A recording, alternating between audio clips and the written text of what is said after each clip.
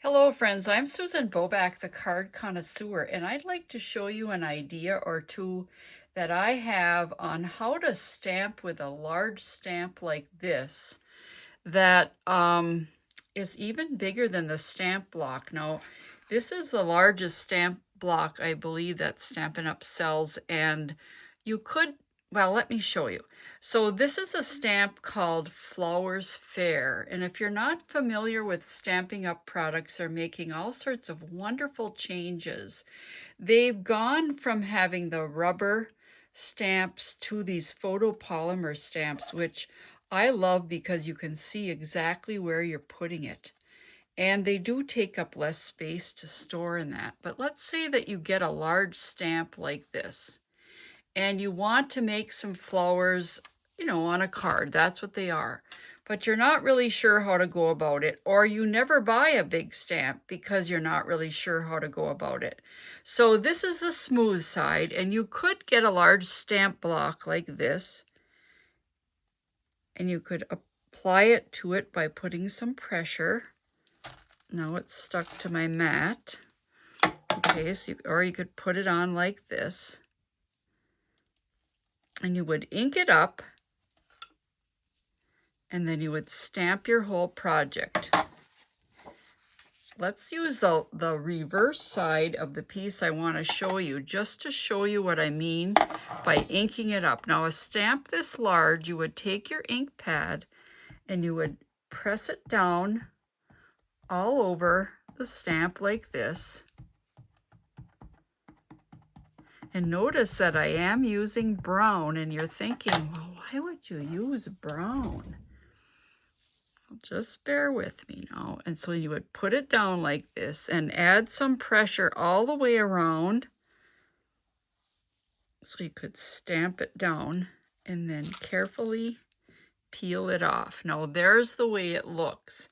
Now, if you didn't have this stamp block, you could do the very same thing. You could ink it up,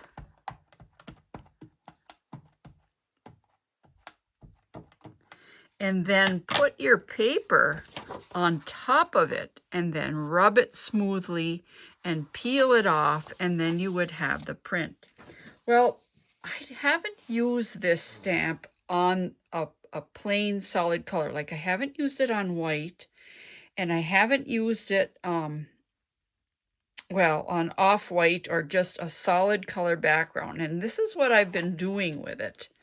Now, this is just another option what to do with a large stamp. You can see that I've used the Pecan Pie Brown here, and I've stamped it on this background, and you still might be saying, why would you use brown? Well, I use brown to make it look sort of old.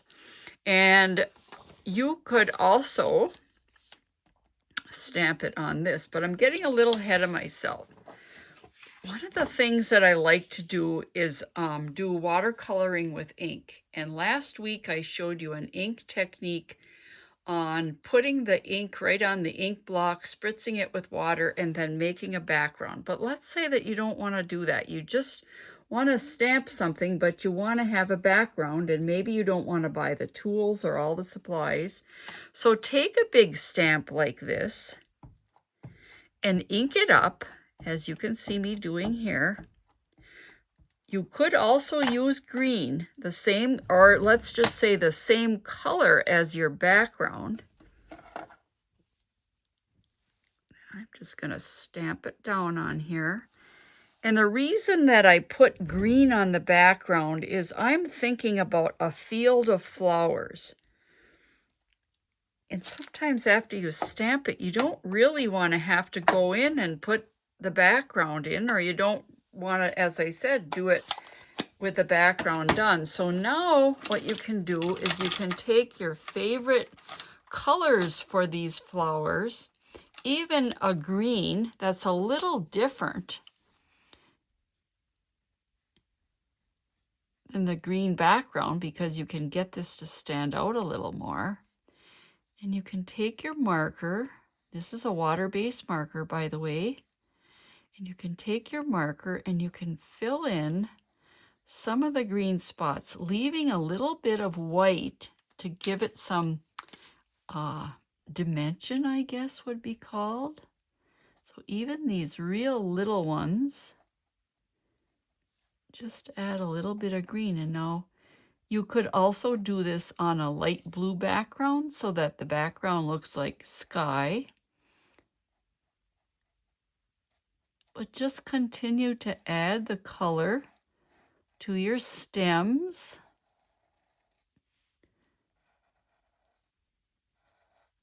And the leaves. I really like to use a different green than what's on the background here because I think it really makes it stand out. So there's a lot of things you can do with a stamp on colored paper. You don't have to have a lot of supplies to do this. Just a few. You can also use the alcohol blends markers, but I like these because if I wanted to, I could color right on my stamp with this and turn around and stamp with it. So now I brought along a few shades that I thought looked kind of similar. And if you're thinking about a flower, isn't it usually darker down towards the stem? And this would be something that you would just play with.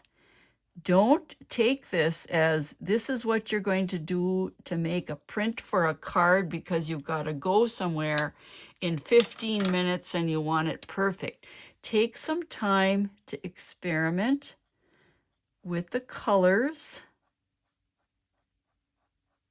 as I'm doing here. You can even experiment with the colors when you don't have a flower or something stamped down. You can just do the layering. That's the one thing about doing a video is that you never really know how it's going to turn out until you actually do it. So you can't be afraid of making a mistake. And the same thing in all the prints that you make. Don't be afraid. Don't decide that, oh, you couldn't try that because it might not work. Because even those of us that have been doing this for many, many years, we all make mistakes too, or we try things that we're so excited about, and guess what? It didn't work out like you planned. And what I like about these lighter colors here then, you can see the lines of the flowers, petals. Now let's see, is this too dark to use here? Yeah, I don't like that. Let's see how this lighter yellow works, like right at the top. Oh no, this is green. I don't like that. So I guess I'll stick with this. And see, I don't have to use this flower on my card or my print or whatever I'm making, a journal page. And so I think you get the idea. I would actually love to try this on the blue paper because then it would really look like a blue sky in the background. So you saw that I stamped it on this brown. I'm new at junk journaling, and in junk journaling, they're using brown ink and inking the edges to make the papers look old. So that's really how this one, I think, really looks. Let's try this lighter green. This is called Lemon Lime Twist. I realize that some of the products that I use might be retired, but I'm expecting that you're going to look in your supply and you're going to see what you have to make a similar project or just completely different. But it's just the technique of stamping with a large stamp with the same color ink as the background. Now, another thing I'd like to show you about this is this side of the paper, which I absolutely love. In junk journaling and in collage papering and yes, even card making, I like to stamp an image on script. But let's just say that you don't have any script paper. You might find a stamp set like this that adds the script to the background. So let's try that here now on this. Let's see, I'll try the largest stamp of script.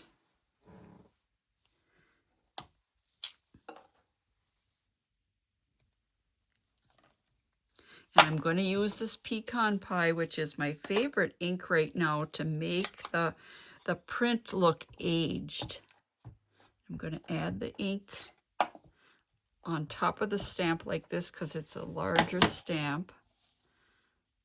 And I'm going to make sure that I don't have too much around the edge and that my fingers that have ink on them, oh, it's not staying on.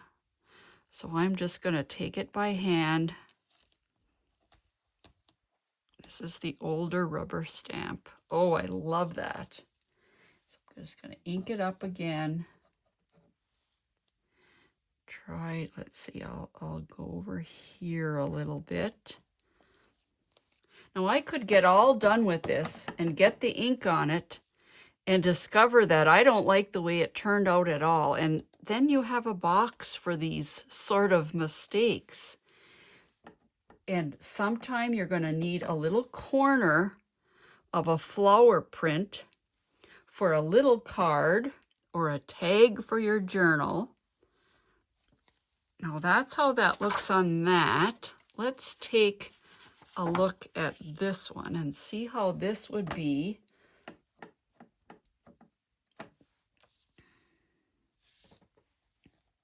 add the ink. You know, and you, like I said, you might not think that it's the way you want it to be, but just give it a little time to dry. Oh, I really like that. I really like that. You know, you could actually get 4 cards, 4 card fronts out of this. Now let's go back. I'll do maybe one of these smaller flowers. So I started with the darker one down here, and I'm not scrubbing. I'm just making little marks like this because, you know, flowers aren't perfect. Then I'm going to go with the next one that I have.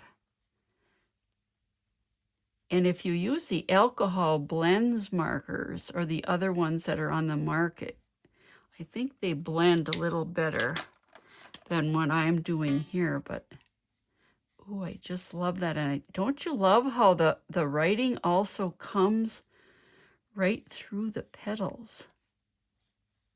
So this would be perfect for a collage art print.